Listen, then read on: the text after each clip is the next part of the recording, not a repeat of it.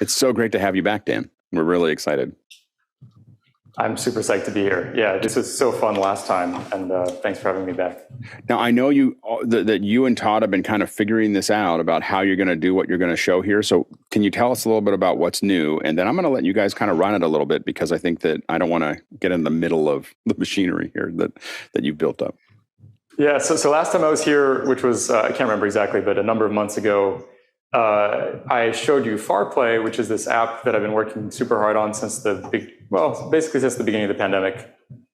And it's an app that enables you to play music with others through the internet, and not with any kind of trickery, not with any like shared metronome or anything like that, but literally just by minimizing the latency between participants so much that it's actually low enough to play music together, as you'll see. And the thing is, with the version that I showed you back then, was that it was only 1-to-1. So you could only have duets on it. And it also didn't have its own video. So in order to use it, typically you would open up FarPlay, and then next to it, you would open up Zoom or some other video solution and just have it on mute. And you'd kind of deal with the two things together. And with this version, we just released this version, which is version 1.0. It's our first version that's officially out of beta. And it has built-in video, and it has multi-user support. So you see we're going to be playing with 4 different musicians in 4 different locations. And it also has a bunch of other features that I'm going to look forward to telling you more about later, especially because I know a lot of you are real audio nerds here. It's got multi-track recording and multi-channel broadcast output, which is something I can tell you about later. That's awesome. That's awesome. So how many people, what's the maximum number of people that can now join? So there's no official limit. It's all peer-to-peer, so it's going to depend completely on your network bandwidth. And I think that because, by the way, Todd, I think that you're coming through Dan's thing, just so you know that I think we're hearing your... Are we getting a dub bounce? Todd, ideally you would just leave audio on Zoom. But anyway, so it's just a matter of, if people have fast enough connections, you can just keep adding, because it's all peer-to-peer. It's peer-to-peer for each one of them. Is that how that works? Yeah. There's a future version of this program where we will do like smart hubs, where like maybe the person who has the most bandwidth will actually aggregate some of the bandwidth, some of the data from the other participants and send it out in one stream. Right. But that's that would add latency. No, it would add, well, it depends on the geographical location. So if we have precise geographic location for the participants, we could actually do that in a smart way, choosing the best point. But that's a future endeavor at this point. And for right now, it's all strictly peer-to-peer. Everybody's sending their data to everybody else, which is going to be the lowest possible latency, obviously. Yeah, absolutely. And what's the maximum distance, for that? So I've done this, I actually, on June 21st, which I don't know if you guys are familiar with this, but it's officially Make Music Day, this international celebration of everybody in the streets making music. It originated in France. I did duets with people all over the world. I was in Paris at the time. I did duets. I said duets, but not duets. It was more than duets. I played with 2 musicians, so a trio with musicians in Australia. I played a duet with a bassist in Japan. I played a bunch of larger group things. Does it kind of depend on the style of what you're doing? Well, totally, because like if you're playing between Paris and Australia, just by the nature of the speed of light alone, which is like never going to be, you're never going to be able to fix that. You're going to get a certain amount of latency. Like between New York and Australia, you're going to get probably 150 milliseconds, or like at least 120. Between New York and Japan, it's 80 milliseconds. That's really like as low as it gets. When you're getting those kinds of latencies, these are way lower than anything you would ever experience on Zoom, even if you're in the same city. Right. But it is noticeable for music, unless you're playing like something relatively slow, or maybe like a little floaty. But on the other hand, once you're within, like coast to coast in America, San Francisco to New York, that's something I've done a whole bunch. There you're getting like 40 milliseconds, which works with a lot of styles of music. You're not going to be able to play like a super fast unison bebop line. You're not going to be able to go like, in unison. But you're going to be able to play, I would say, like most musical styles. And then when you're within like 1,000 miles is when it starts to be like you're exactly in the same room. And within 500 miles, it's like becomes unnoticeable. Because we have to remember that, I mean, the rule of thumb, it's not perfectly accurate, but you lose about a millisecond a foot. I mean, that's how we think about it, even though it's more like 0.8 or whatever. But about a millisecond. About in air. And in the air. Like so if someone is 20 feet away from you in a studio, they are 20, about 16 milliseconds from you, so you're already, when you talk about that, you're already kind of getting into that mode, right? Exactly. We're totally used to playing 20 feet away from somebody in air. Like that's not a crazy thing to do. And that's going to be 20 milliseconds of latency. We actually have a little Easter egg in our app where you can click on the latency slider and you can put it in feet. And you'll see that feet are almost the same as milliseconds. It's like a tiny bit more. Like 20 milliseconds is 22 feet. Right. Yep. Yeah, exactly. That's great. So I think that you're going to try something here. Is that the next plan? We're going to play. And Todd, I think we're hearing you through Dan as well. Yeah.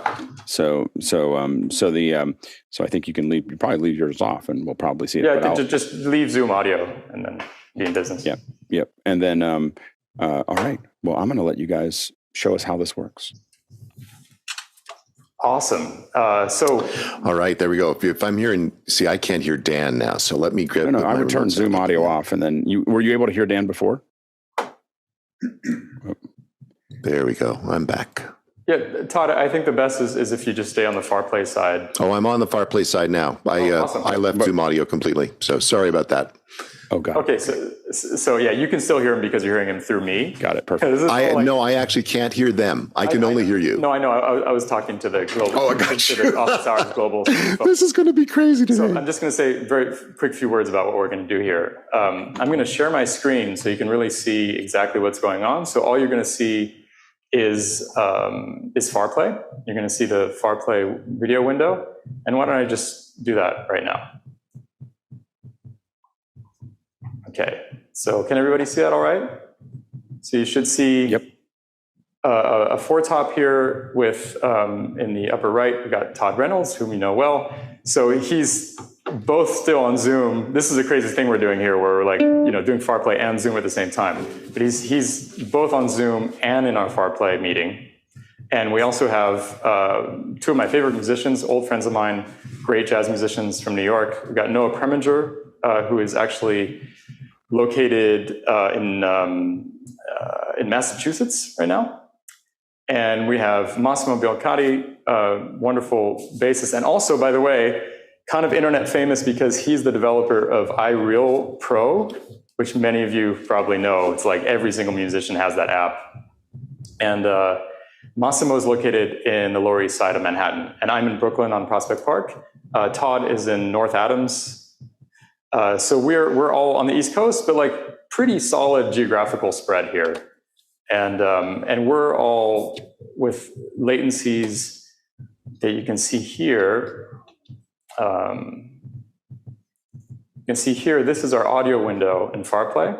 And on the right here, I have a mixer, and you can see individual latencies for each person. So Todd here, he's the farthest from me. The latency between us is about 20 milliseconds. Between Massimo and me, it's 6 milliseconds. So we're just like golden. It's like he's literally like right at the end of my piano. And then Noah, who's also a little further, that's 13 milliseconds. And we have very, very accurate measurements of these latencies. It's one of the things that we worked really hard on in this app.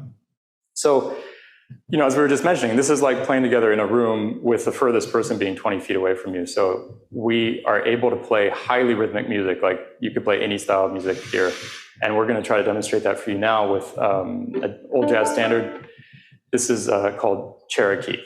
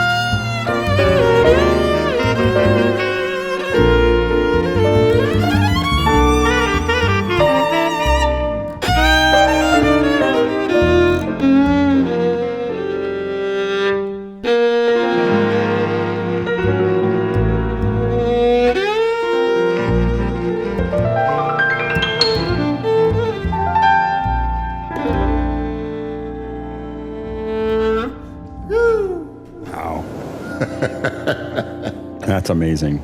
Amazing. You know, and it just, it helps. Thank you so it helps. much. Oh, thank you. Unbelievable. Unbelievable. Yeah.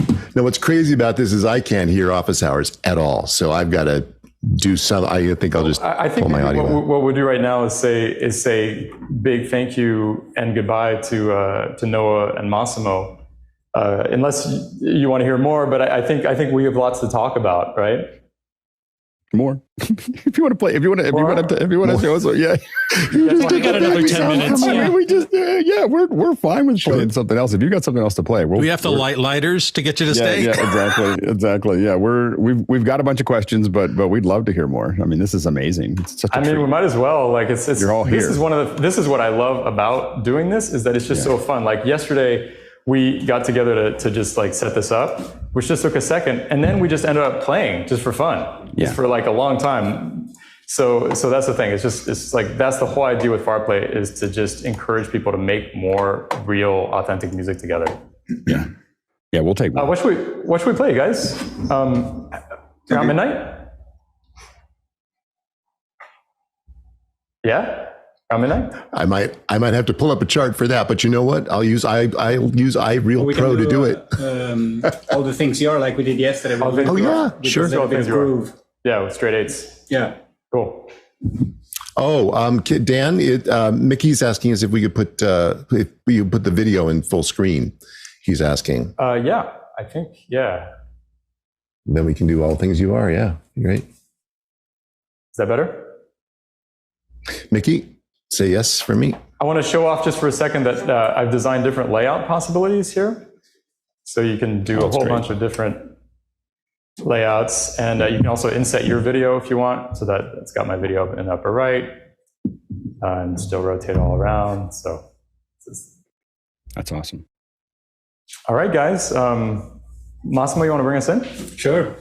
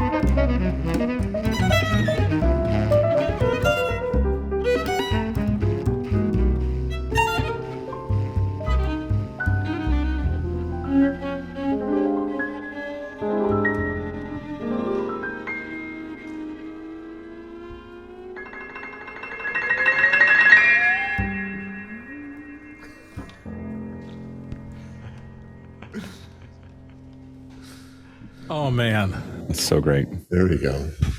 I just want to say a huge congratulations and thank you to Noah Preminger, fantastic saxophonist who's playing with us today. He's sick today, actually. He's like nauseous and still playing. And that's you when you're sick? Oh my God. Yeah, you should hear him when he's healthy.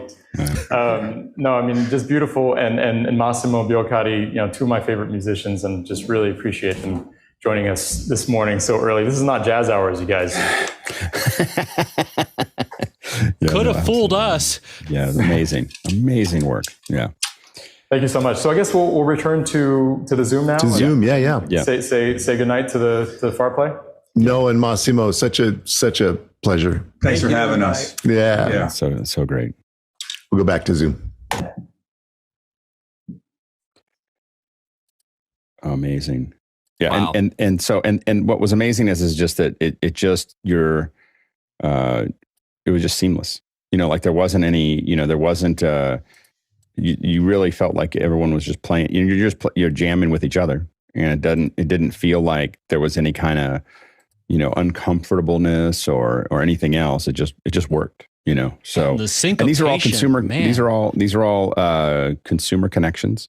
These aren't, fiber or, Well, full disclosure, I have a really good fiber connection. Massimo also has a good fiber connection.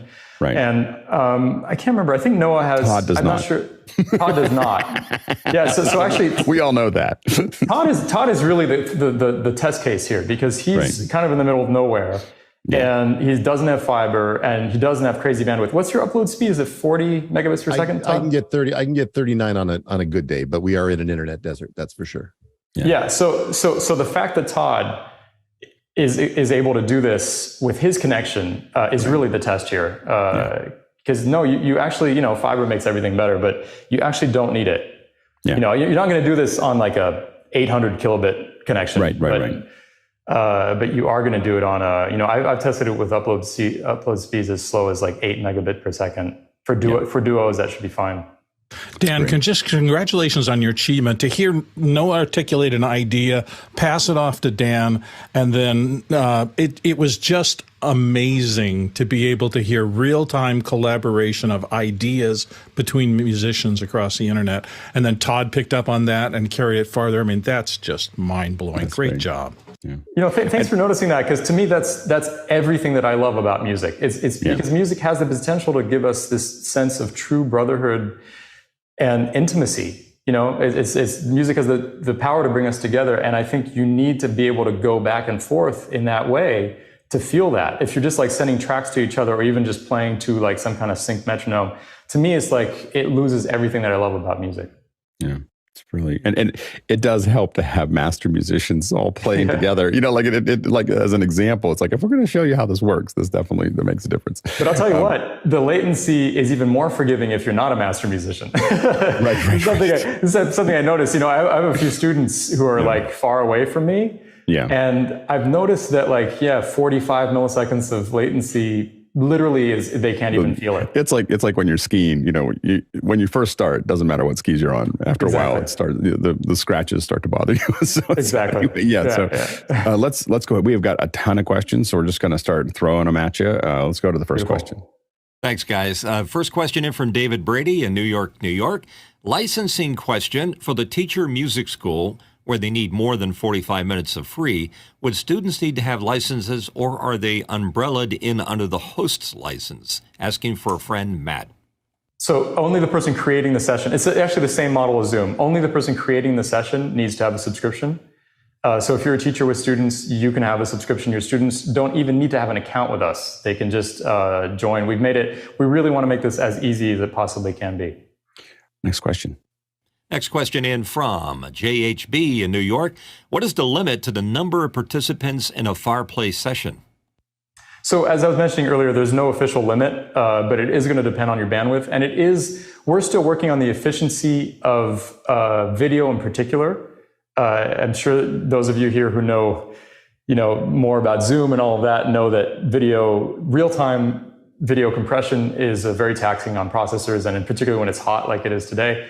So that's going to be a limiting factor as well. Like for now, I don't think you can expect to have 20 people. We actually have not pushed this yet. I haven't seen how many you can have, but for sure, up to 7 or 8 is should be cool in most situations.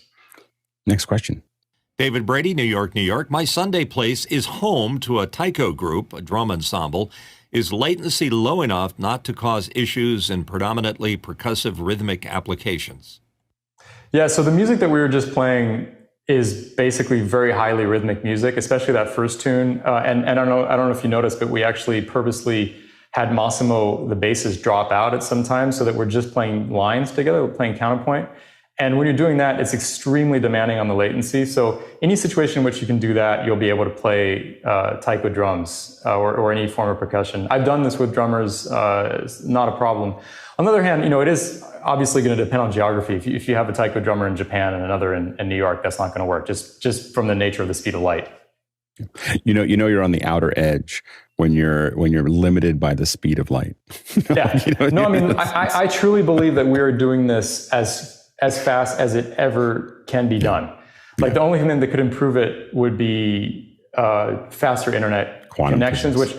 which I guess there is a way of getting fiber to be faster because it's not actually speed of light fiber. It's like a third of the speed of light or something like that. So maybe there are improvements that can be done there, but at some level, you're just up against physics. Yeah, next question.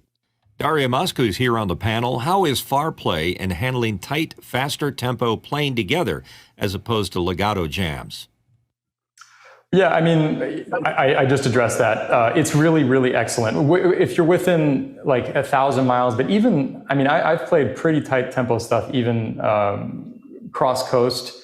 You're not going to be able to do like prog rock, San Francisco to New York, but you should try. Actually, you might be really surprised. I've been really surprised. You get like 40 milliseconds of latency, can be surprisingly workable. And then within 1,000 miles, you can definitely do super tight tempos. You'll be very surprised. And a lot of these questions came in before we even started talking, so I think that we may cover them. Next question. James Babbitt in San Diego, California. FarPlay allows high-quality audio at low latency, and your music has a powerful effect. What do you do in a music therapy session with FarPlay? I really think this is a great application for FarPlay. We're just, as I mentioned, we're literally just out of beta now. This is version 1.0, so we're just starting to get the word out in a serious way. And I really hope music therapists try it. I think if there's a limitation for music therapy, it's simply that both parties need to have a computer. We're not on mobile yet because low latency audio on mobile is has some challenges, although the new mobile devices are able to handle it a lot better than they used to be. So that's definitely going to be in the future. But so for now, your client in music therapy is going to need to have a computer. And what it's going to enable you to do is something that I take it is very important in music therapy. It's going to be to actually make music with your client through the internet. Your client has their favorite song they want to sing with you. You're on guitar. They're actually going to be able to sing with you. And for that type of interaction, latency is quite forgiving, actually. So like, even if you're in a situation where you got 50 or 60 milliseconds of latency, you're going to totally be able to do that. Mm-hmm. And I'm really looking forward to hearing from people on how that goes. Next question. Douglas Carmichael, what is the highest latency you've seen jamming possible between two users of FarPlay? I mean, that's just going to completely depend on the style of music. So for instance, for people who are curious, that epic marathon I did on June 21st, I mentioned earlier, where I played with people all over the world. It's on YouTube. It's on my channel, YouTube. It's Dan Tepfer Music is the name of my channel. And you will see that, for example, with the bassist who was in Japan, we had 80 milliseconds of latency, and we're playing like free improvisation. It's a lot less rhythmic, what we're doing, but it's still like super fun. This is a dear friend of mine who's an amazing musician. We had that experience of really making music together. So we're authentically jamming together. It's just, you're not going to be able to do what we just did here where we're all on the East Coast. Next question. John Preto here in the panel and in Las Vegas, Nevada. Does FarPlay only work if you wear a black T-shirt? Obviously. That helps. Yeah. It makes everything a little faster. Do you want to add anything to that? I was just going the to say efficiency of black shirts. It's it's version 1.0. You know, we're still working stuff out. Dan is still working stuff out. So working on the green t-shirts. You know, I mean, we tried it yesterday and it horribly broke. I was wearing a red shirt and it was done. It was just. It absorbs extra light and gets the video light. compression has a hard time with the brighter colors. Next question. Scott Mueller in Germantown, New York. Is there a way for a remote audio engineer to take control over the mix with effects and EQ? Yeah, actually, that's a little bit what I'm doing here, except that I'm not remote. But there's a lot of features behind the scenes here at FarPlay that I'm actually super proud of, and that are completely unique to us. So, for instance, you might wonder why I didn't hear the audio that was going out to the stream, but I assume that it was pretty much glitch-free, right? If there were any glitches, I think they're probably extremely occasional. So we were actually hearing some glitches in our headphones, and that's because with FarPlay, I like to say that you get your cake and eat it too, because we have this thing called broadcast output. So basically, we allow you to have the lowest latency possible in your cans, and basically that's up to you. You can adjust that latency slider so that you get the right compromise between audio glitches, which are going to happen. It's inevitable because of the nature of the internet, just like packets don't arrive quite in time, or audio quality. And it's for you to decide. Like personally, I've gotten pretty comfortable with some glitches, and I rather have a lower latency and a few more glitches. But obviously the audience doesn't want to hear that, right? That's forbidden for audiences. And this is an idea I had really early in the pandemic. It's like, well, the audience doesn't need to have it in low latency. We can decode that stream a lot later with a much higher buffer. And with FarPlay, we allow you to send that broadcast output, which is this higher buffer decoding, to another audio device. So in this case, I'm sending multi-channel audio from FarPlay without the glitches to Reaper, and I'm doing a live mix there. But you could be somewhere else. You could just join the session as an audio engineer without contributing audio, right? In fact, you can just do no audio in your choice of audio device. And you can be pulling in all those audio streams and doing a live mix and sending that out to a stream. Like I could be sending this out to OBS or, as I am right now, sending it to Zoom. Or alternatively, one of the things that's like what I just described, that's really kind of for advanced users. But we also have really state-of-the-art recording built in. So you just hit the record button and you can choose to record multi-track or mix. And if you record the multi-track, you just end up with these perfectly synced stems that are also using that broadcast output buffering, so that they're going to be glitch-free and they're perfectly synced. That's not an easy thing to do, to sync those two different buffers. So yeah. And how much what's the buffer like for the second buffer? The longer buffer. So you can set it yourself. Actually, for the recording, we use a set buffer of a whole second, right? Because we might as well make it super long. Right. For the broadcast output, you can set it yourself. So right now, I had it at 120 milliseconds. That's just a number I kind of decided on because I just from experience, I know that adding about 100 milliseconds will cover almost any possible glitch, including playing with somebody across the world. Yeah, amazing. Go ahead, Todd. But you could set it for anything you wanted. Yeah, it's great. Yeah, Dan and I were having this conversation this morning, which I think is kind of important to bring up here. I was remarking that with this low latency slider that we have, I'm working at the lowest latency possible, but the glitching that I'm getting in my own monitoring is so much different than it was January 27th when we first did the FarPlay. Thank you, John Preto. And it's much better. I experienced so few glitches, and this is even with my compromised internet. So it's kind of, and what Dan responded to me with was, the thing that's always going to be changing here is the internet is always going to be getting better. Yeah.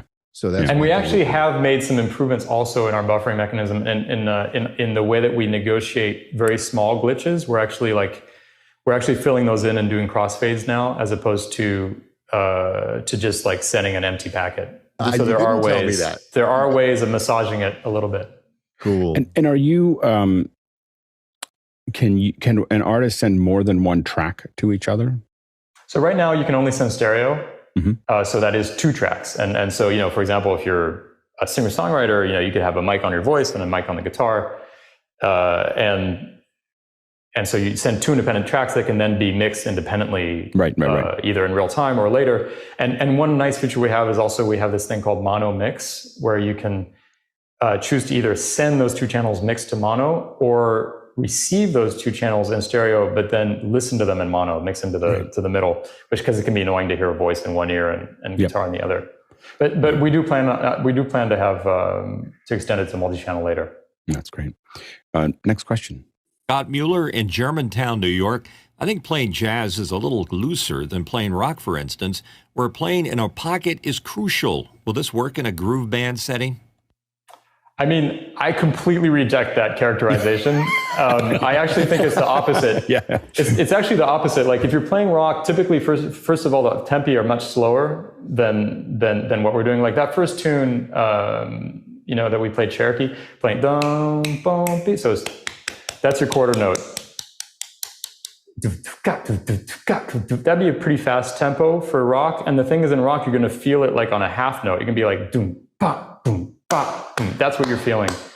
So for us to be able to play those contrapuntal lines together that we were playing, to be able to hear that accurately enough to not be like slowing down relative to each other, that's actually a super hardcore test of latency. And you're definitely going to be able to play, I think, any rock on the planet. I think the only thing that would test it would be like some really complicated odd meter prog rock, which would be totally cool with the setup that we just had. You'd be able to play any style of music. But if you were cross country, then that would test it. Next question. Ike Potter from Hanover, Germany. Is the FarPlay experience better and easier to get on a Mac system or on a Windows PC? That's a great question. So FarPlay works on Linux, Windows, and Mac. Those of you who have worked with audio on these systems will know that audio just is more complicated on Windows. It's just a much less unified back end there. And in particular for low latency audio, it's just less straightforward than on Mac. But we've worked really hard on it, and we used to require ASIO drivers, and now we don't. You will get better latency with ASIO drivers, but you can actually just download FarPlay, use it right out of the box with the native Windows drivers, and it actually works surprisingly well. You might get a few extra milliseconds of latency. It depends on your system. But in any case, the answer is yes, it's more straightforward on Mac, but it's actually super straightforward on Windows as well at this point. Next question. Jesse Mills, San Francisco Bay Area. How far are the microphones from the piano for Dan's setup? I'm using a couple DPAs that are actually in the piano under the lid here. I like doing it that way because it's super foolproof. If there's street noise or whatever, it doesn't really get into the mics. But so they're very close, and I'm adding reverb, which I can't believe you guys were hearing that in mono. But anyway, that's the way it was. Next question. Daria Musk here on the panel. You guys sound incredible. Did you just set your levels and go, or is someone mixing you live? I set my levels ahead of time. So the way that I did it is I recorded us playing a little bit right before we went live. And then I listened back, did a mix in reverb, just literally adjusting compression and levels and EQ and reverb a little bit. And then, setting compression well enough, then you're going to get a live mix that's going to work well without having to adjust it. Of course, ideally you'd have somebody adjusting it live, but no one was adjusting this. Next question. David Brady from New York, New York. Dan, how's the arm, elbow, shoulder doing? Was your recuperation responsible for such dramatic advances since your last visit? That is so sweet to remember that. I'm fully healed. I'm good. And I think, sometimes getting sick or having an injury really makes you appreciate being healthy and makes you come back more productive. I think there's a lot of truth to that. Next question. Mark Breslow asked, how are the musicians keeping time with each other? It would be neat if FarPlay had a metronome for each player that compensated for calculated latency. Right. So I love that somebody brought that up. So to me, that is not neat. To me, that's exactly what we're trying to not need in FarPlay. Like, to me, the magic of music, as I mentioned it earlier, is this deep connection. And there are these studies that have shown that people's mirror neurons are activated when they're playing music together, and in particular when they're playing rhythmic music together. And we get to experience this profound intimacy with each other in real time when playing music together. And I don't think it's the same when you've got a metronome going. Like, the thing that makes you connect is listening to where the other person is placing the beat and playing with them. I think there are solutions out there that'll give you some kind of a metronome and they compensate for things, but that's not what we're trying to do. We're trying to give you an authentic experience of playing together like you were in the same room. Yeah, go ahead, Todd. I think the analogy is what we were kind of talking about. Dan mentioned this earlier. We've been throwing tracks back to each other, musicians, all the time, and it's just a different type of experience, equally rewarding in some ways because it's it's activating the mind, but is not. The goal is connection, and with connection, connecting through an external source is, I don't know what the metaphor is there. There's some sort of ham radio metaphor there. I don't know. There's something in there that just doesn't. It kind of removes connection rather than stimulates it. Next question. David Brady is back. Could the latency used to the advantage in a composition, i.e. generative music a la Frippertronics? Crank that latency up.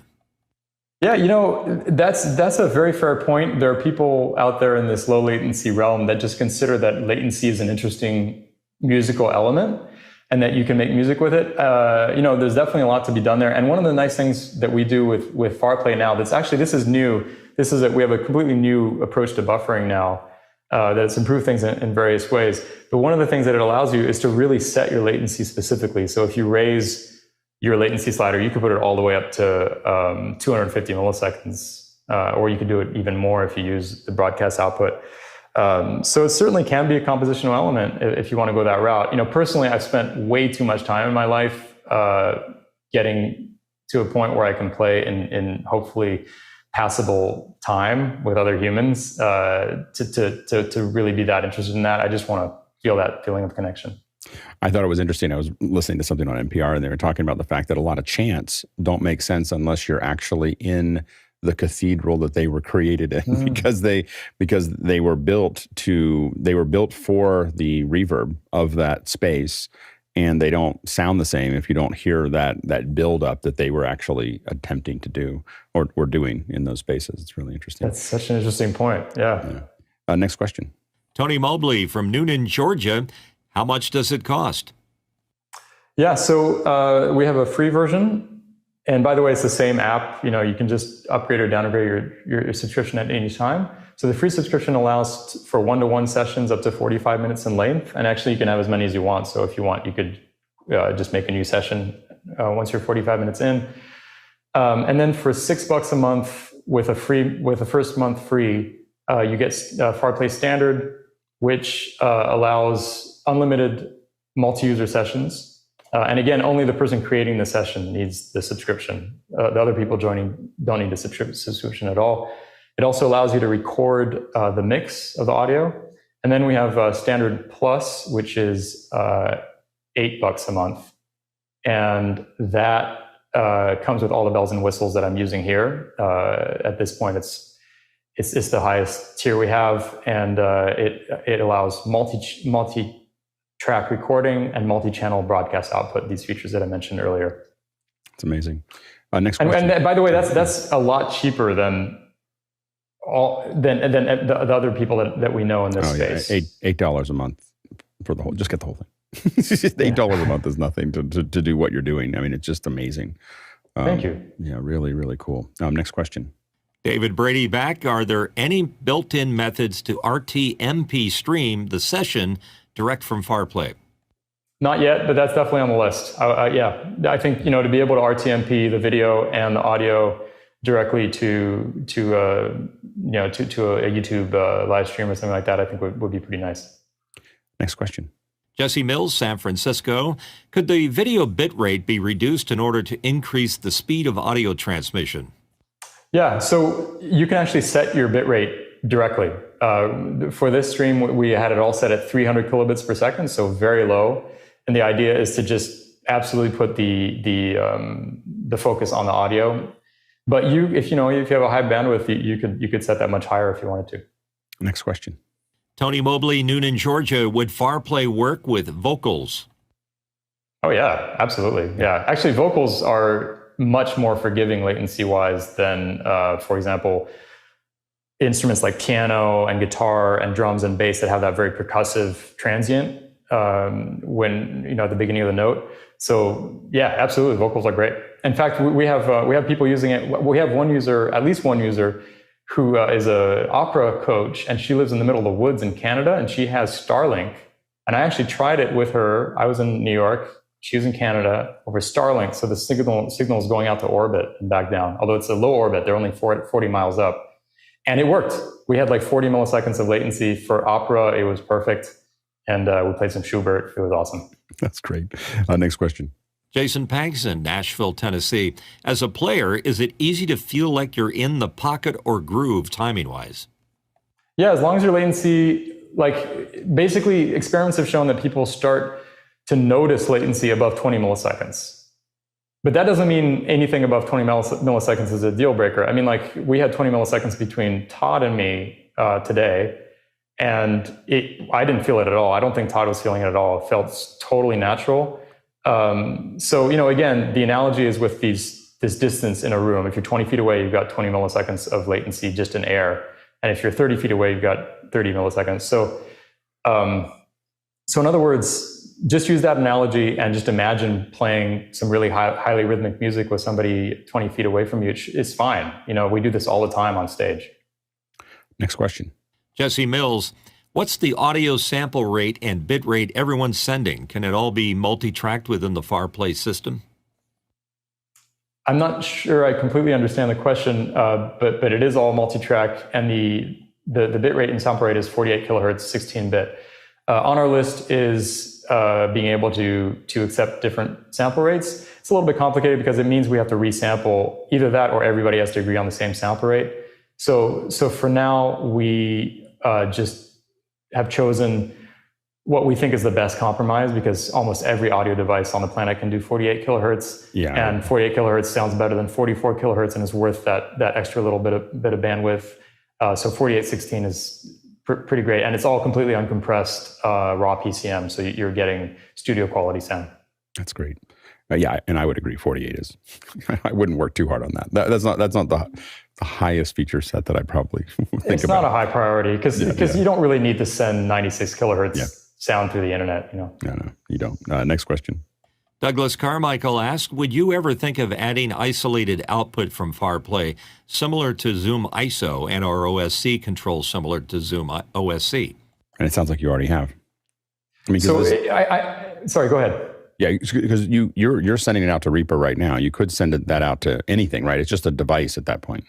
Yeah, you can send it to any audio device, and I'm using Loopback as a pass-through device. But you could even use Black Hole, which is a free alternative. There's a bunch of alternatives for passing audio from one app to another.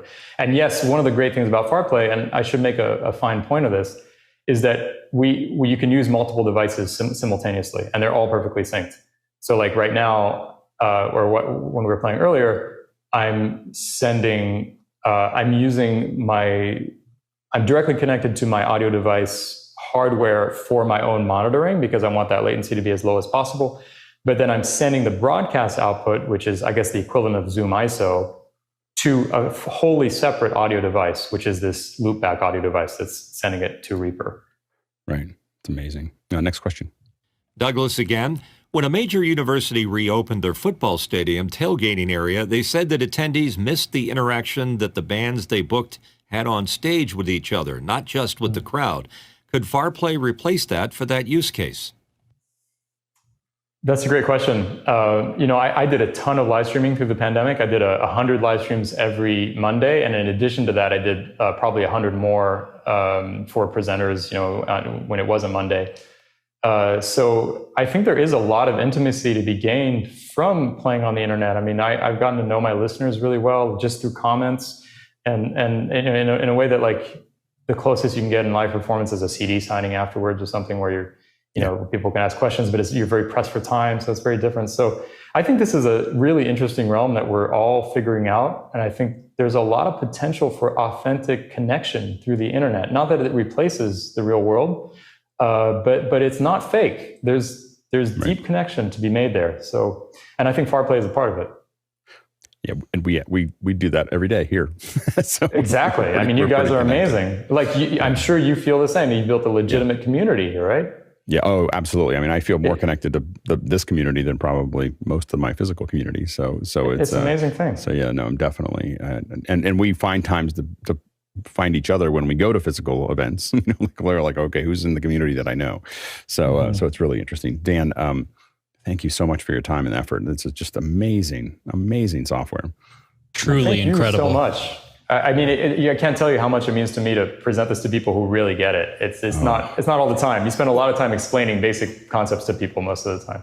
And I think that it's rare for people who are creating software to really get it too. So the thing is that the fact that you're developing this and you know what you need, and we understand what those fine details are because but the thing is a lot of times you have software developed, but it's someone who has a kind of a limited understanding of what they're writing into, and you're solving your own problem and really solving it from all the directions that we want to solve it as well. And that's why I think it's just such a elegant piece of software so far. And anytime you have an update, especially if you're going to bring a band, like we're 100% behind you. So like, anytime you want to come back, we would love to, anytime we'd love to have you. Thanks, Well, Dan. thank you. I would love to come back. Thank you so much, Joe. All right. Thank you so much. And thanks to our producers for all the great questions. Really kept the whole conversation moving forward. Thanks to the panelists. We can't do this without you. And thanks to the incredible team in the back end that is making all of this happen. There's, every day there's a huge village that rises up all over the world to produce this show. And thanks to all of them for the hard work. All right. A reminder that David Paskin's going to be talking about eCam at 9, and then there's an SRT lab at 10, all in after hours. And that's where we're going to go right now. Oh, that was great. That was incredible. So good. Man, I got to tell you, Jason, I couldn't have done it without those Ray-Bans. Oh, you're welcome. Cool Panelist of the Day award. Yeah. Thanks. If I may, one thing I just wanted to say is I just want to say huge thanks to Todd. I made this point last time, but truly freakish that this guy can play jazz like that. And also that he gets all the tech side. It's kind of amazing. And Todd, thank you so much for being a champion of this project and for playing music the way you do. Great for all of us. Yeah. Absolutely. All right, here we go. Now we'll go back to whispering. Yeah, we're going to go back to whispering. Okay. I don't know why, but we do it.